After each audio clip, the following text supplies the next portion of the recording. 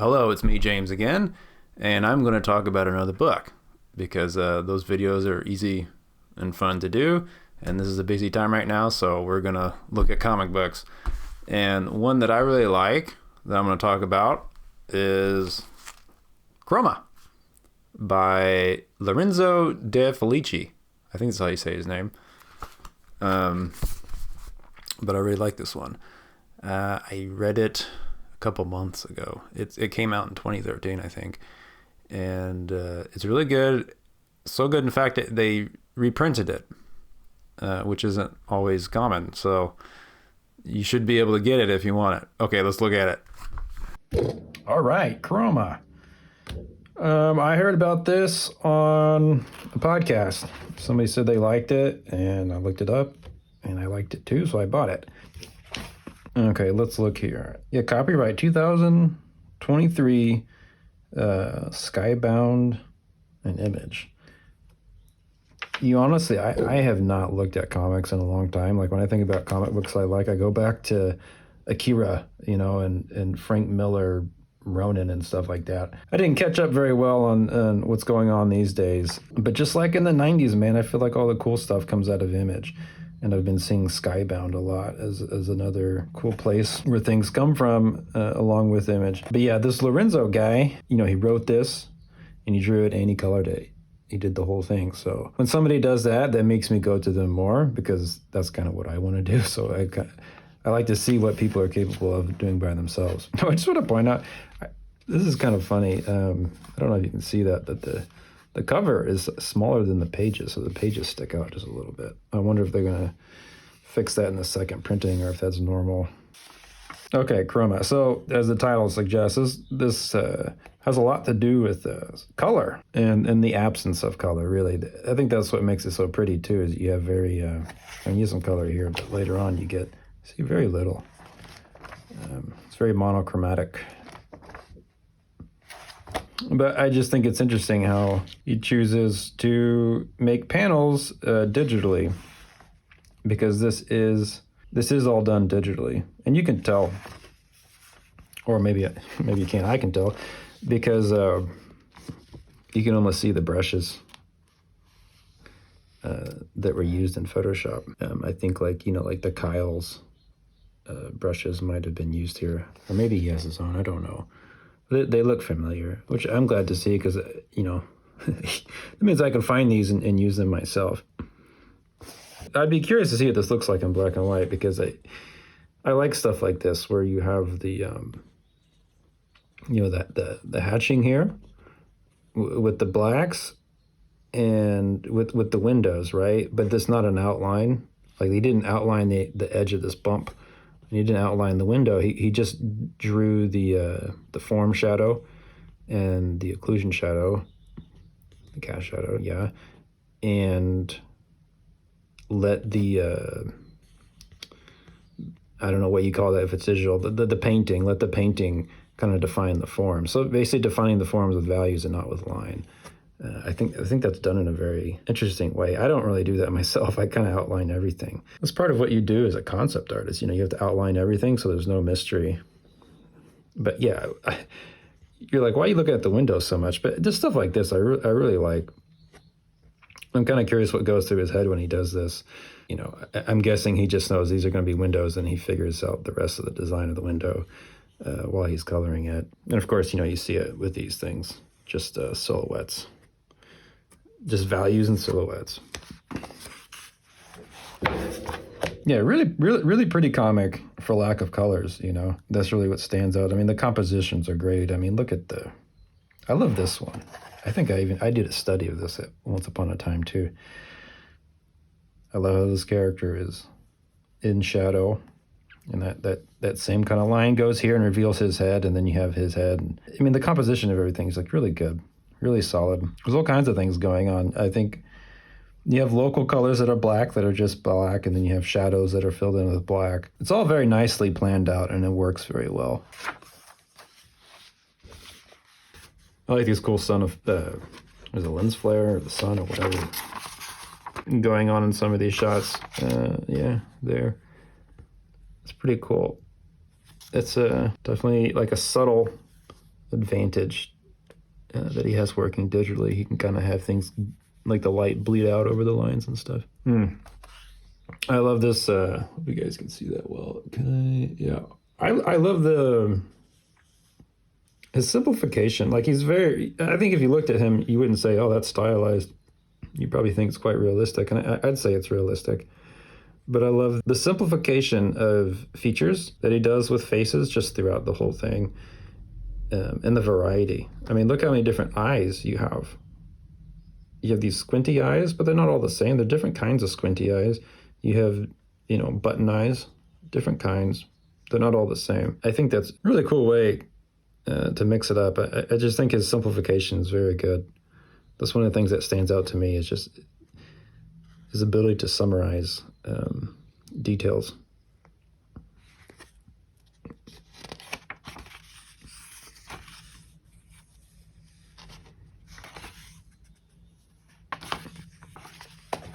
Yeah, I like these. I like this sequence here. I'm calling it a sequence. I don't know what you call that in a comic book. I'm calling it a sequence like it's a movie where he goes and talks to the girl in the tower. What I like about all this is just how minimal the information is, especially this panel. I mean, doesn't that feel like a big room? And really all you can see is the side of somebody's head, somebody's legs, and a window. That simple stuff, it just always seems like magic to me. Even though I'm an artist and I know how to do that stuff, I'm still just like, that's so cool, It's actually not as easy as it looks to create these types of effects.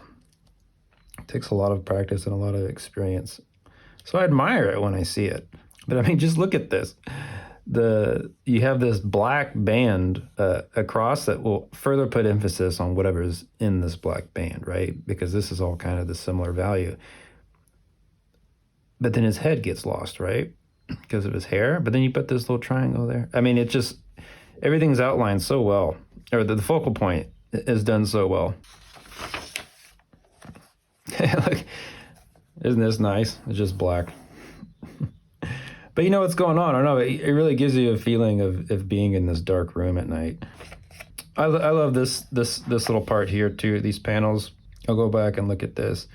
Again, I just love the atmosphere and the world that you can kind of see from just a silhouette of this tall building at night, and then him just this little zigzag line, and then him. I mean, it's really not even that distinguishable. It's just we know what it is because we know what the shapes of the shadows are, and that that it's a person. Doesn't make it seem like it's like some epic structure that he's going on with just this long panel and this tiny little part of the stairs. It's just really good design. And here's another. This is a little panel. Can we see that?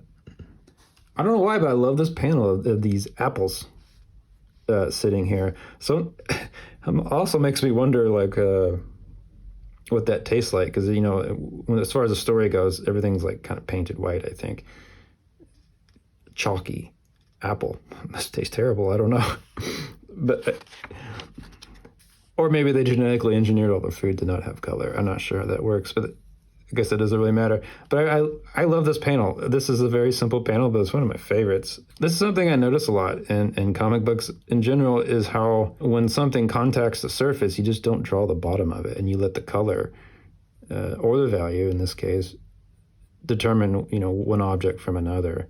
I don't really do that. It'd be fun to try. But you look at these little balls here. I mean, it's just the shadow on the sides. There's nothing. Like the contact shadow is not, it's not really there. Or it is, it's just kind of pushed off to the side. That's kind of cool. You're drawing, but you're also, it's more like you're painting with values than you're drawing. It's a very illustrative way to approach things. And of course, stuff like this. Just a half circle with some things that look like humans, and that's all you need. I always love stuff like that.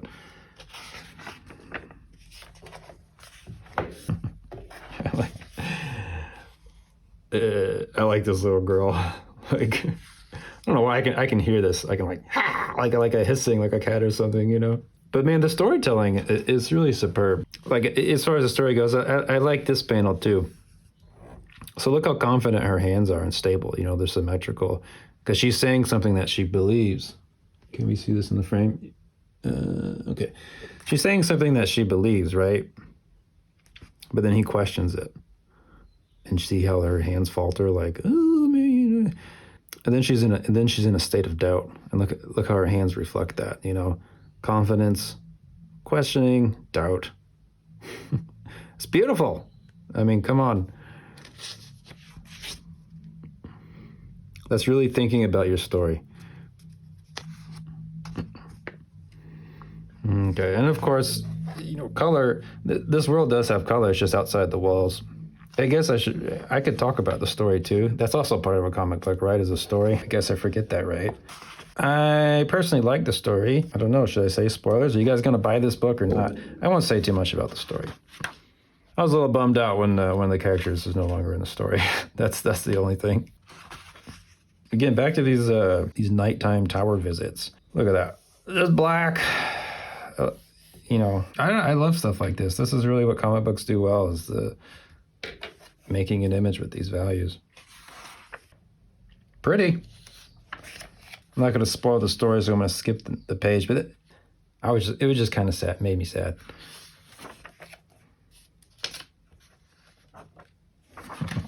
I like in some of the panels with this girl, man, her eyes just get huge. Still works. And now we're getting into some color here. Yeah, every time there's a bunch of black in the panel, I seem to really like it, don't I? I like this. Look at her eye. It's just a dot. Just the right amount of information to convey what he's trying to. It's with all these panels, really. That's what I struggle with. When something's small, like, I'm having a hard time just not detailing everything as if it was a close-up. That's something that I gotta get used to. Again, with doing concept art, you're always just detail everything. Nothing is left untouched, which is not, the best way to go about like a narrative image. Yeah, like, look at this guy's face. What else do you need to know, right? Can you model that face? No, but it's a story. You don't need to know anything else. You also know who it is. Isn't that kind of funny? It's this guy with the crazy face, just from those few lines.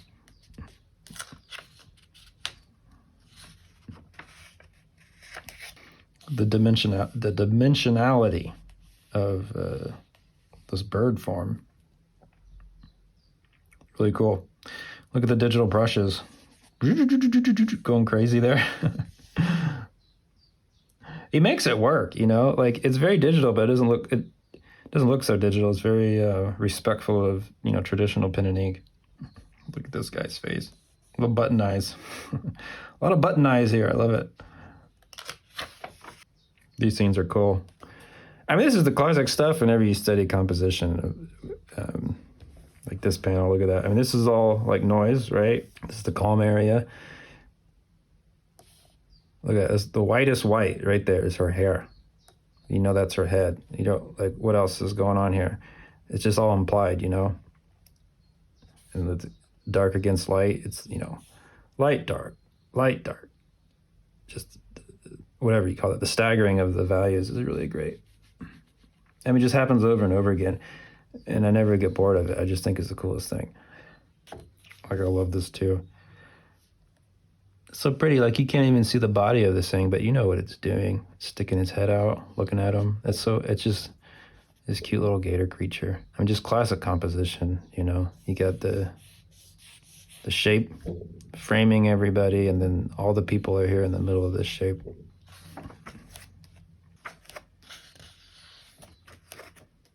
The digital effects, the digital stuff in here doesn't really look that bad. This is totally fake, but it looks all right. It doesn't stand out to me. Yeah, I love these little pockets of shadow. That happens, all throughout. I mean, look at this. It's like one continuous line. Oh, it's broken up, right? Like I said, where the foot contacts the ground, if there's no color, it'd just be white. It's all these implied things. Really, the lines here and here. I mean, these are occlusion shadows. Occlusion and shadows define the form really the most a lot of cases, and that's where he's really using it in just like the most perfect subtle little ways. Like he doesn't really need to put very many lines. You could really just put this shadow, this little shadow by the foot, this little shadow here, and this shadow, and you'd describe the legs pretty well without these lines, if you wanted to. Kind of same thing here. Like that really lets you know that this thing's hanging over her. Very similar with his legs down here. Same thing. There's a lot of this like brushy brush work going on here. I'm kind of curious like what brush he's actually using to do this. It's definitely something that I'm copying. Like when I try to do that in some of my stuff, it's because of this book. I'm trying to figure out how he does that. I mean, I love how the gradient. It's not like a hard. Well, yeah, there's a hard shadow right there. You can't hardly see it, right? You do have hard shadows, but when it's more of like a soft form, he has this like this nice brush that makes a good gradient. Still trying to work my head around that. Like especially when he does noses, it's not like one confident line. I mean, look, as far as like the line work goes, like look at this is just one line for the neck, one line to describe the fabric in the book and all these different things. But then when the form has some dimensionality, right? Like when it's not like a hard fall off, when it's more angled, and of course you'd have like a form shadow, like a nose. The lines get more like crosshatchy. Yeah, look at the nostrils of the nose. Like that's more of a sharp break. So it's just one line. But the softer breaks are multiple lines. You see that throughout everything, really. I think that's interesting, like the finger here. Where else can we see it? See, look at that. Like it's not just one line. It's just the hatching. Does it a lot with his noses. Now this is a drawing. This is a drawing of a drawing. So yeah, he's not doing it there.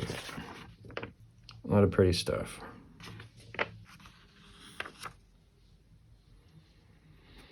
Yeah, the 3D in this is really good. I mean, his way he describes forms. I'm kind of curious if he used any reference, like for this shot here, the light's coming from underneath. Like if he had like a little head model, or if he did this from his imagination, did he take a picture? It's really done. It's really well described. Yeah, like this hand here.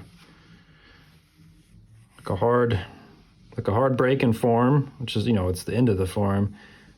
And when the form changes softly, you get these hatching lines. It's just everywhere. I think he's just so good at that. Look at the nose. Yeah, what brush is he using with this? These cool lines here. I mean, he could just be drawing each line individually, and sometimes I think he is, but clearly sometimes he's not. Like this is definitely like one brush stroke. This fat line here. Yeah, you can tell.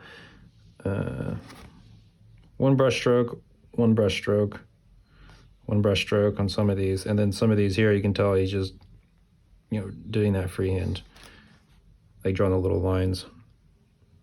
It's probably what's happening on their back too, like one brush stroke, one brush stroke, one brush stroke, one brush stroke, one brush stroke. These three lines are probably not a brush.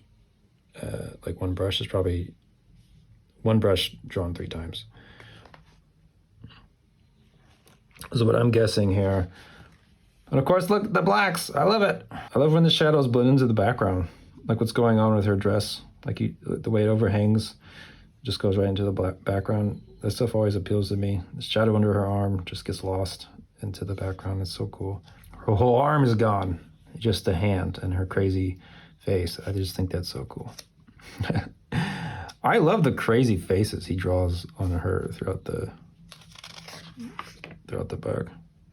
Just look, just growling. I really wonder, like, I'm curious about his reference. Like, did he look in the mirror and just make all these crazy faces? It's a cool panel. A lot of dimension in this. Setting that warm rim light. It has a lot of form, doesn't it? Everything else is cool. I like this guy's face. I mean, I should look. I like the way he paints the values in. Nothing too crazy. There's just something nice about having these painted values and the line at the same time. And these little highlights here. It's just looks like it's all kind of done in the same brush. It has a nice effect. Little triangles. I'm guessing the brush is a triangle shape. Because, yeah. Yeah, kind of stuff I like. Look at that. The white and the black of this tree branch. That stuff's always just so cool. Cute gators. Yeah, this is the point in the story where things start to look like a Steven Universe. Just because of all the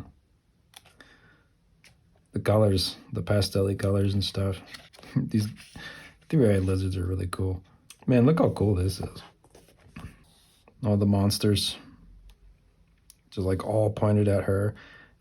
I think this is cool because you actually can't really see her. When you just glance at this, all you see is this mass of values.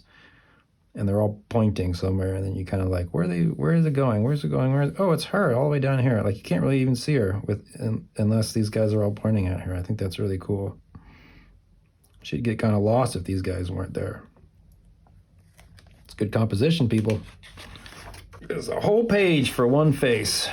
And he's just so good at the, this kind of like, it's like a dry brush thing to get multiple lines for the form of the face. And, he painted the other side in, but really it's not there when he's inking. And you have, the hard lines for the hard fall-offs. It's just very dimensional.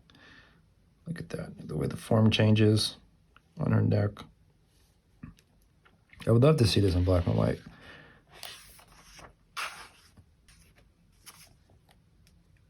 Nighttime scenes. Look at that. That's crazy. That's like some psychedelic stuff going on. If it's nighttime with all these lights flashing, that's cool. It's not something you really think about. How do I depict like flashing lights, almost like cars going through the night with just two values? And now it's full on color. Beautiful. I mean, look, I love. So much of this texture is defined by these strokes. I love it.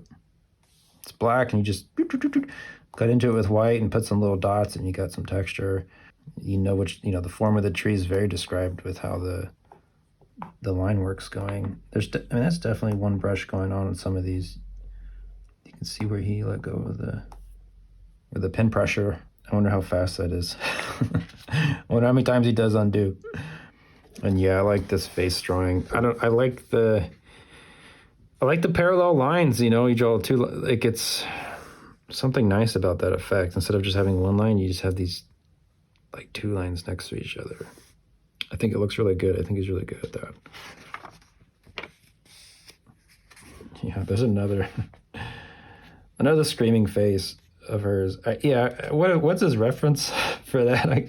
I just wondered, did he ask a little girl to make these horrified faces, or did he do it himself, or did he make it up? I just really, that's what I'm thinking about when I see this, like all the crazy faces. Because that's what I do when I draw a face like this. I look in the reflection of myself going, But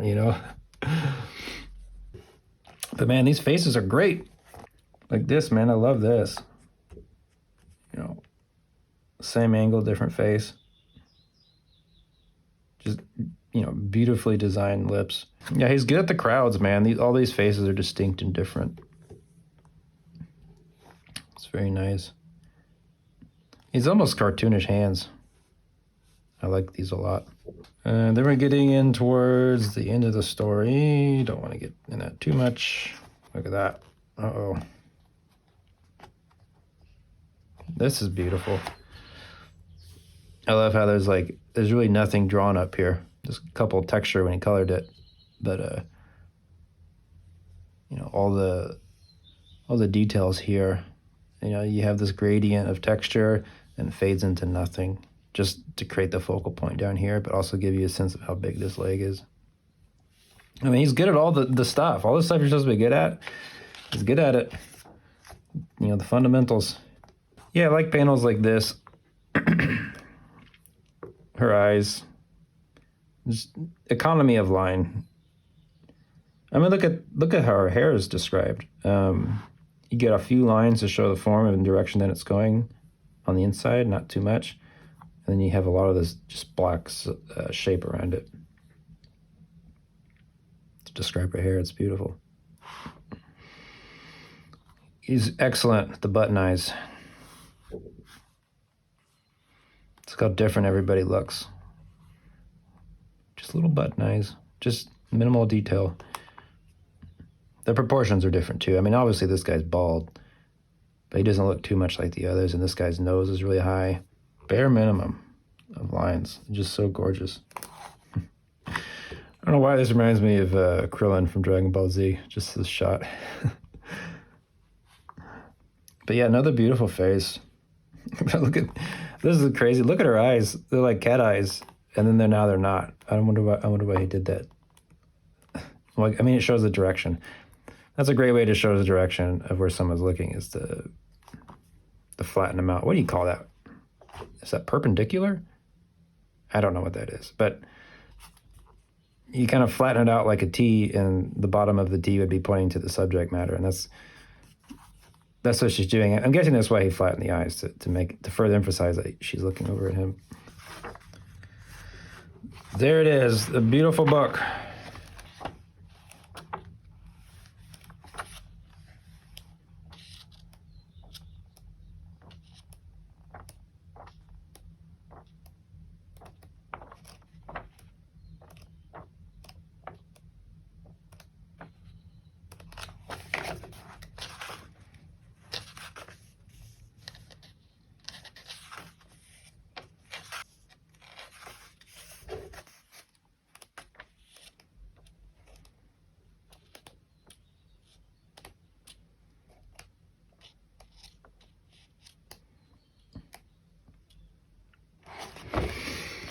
Yeah, this thing is gorgeous. It's a good story too. I didn't talk much about the story. I mean, I don't want to spoil it for you. Just it's a good, you know, there's a 3-act structure. There's a beginning, and there's a middle, and there's an end. And I feel like, was this 4 issues? What's the page count of this? Sorry, I don't know that, but it. I feel like it tells a good amount of story in the space that it has. It was paced very well. It's similar to like a movie. It kind of felt like the length of a movie. I guess this would be like a 2-hour film, and it would just be okay. Just the right amount of content for this. But that's what I got out of this. I mean, it's beautiful art, great values. It's not black and white, but there's a lot of monochrome in it. So you still get a lot of the dependency on values to describe what's going on in the image. I said engine. I was thinking of a game engine. That's not right. Yeah, good drawing and good composition and good values. That's really what you're getting out of this. And as far as entertainment, yeah, it's like a good story, I think. It's a nice, complete story.